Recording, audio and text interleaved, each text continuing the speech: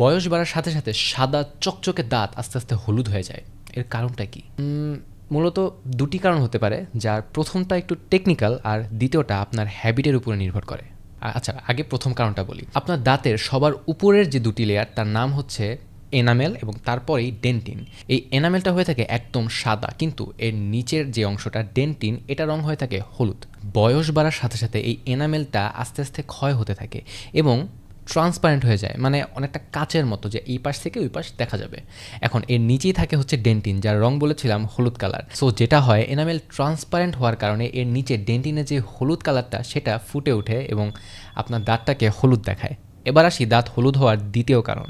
দাঁত হলুদ হওয়ার দ্বিতীয় কারণটি হচ্ছে অতিরিক্ত পরিমাণে সেবন করা। কী সেবন করা? চা, কফি কিংবা সিগারেট।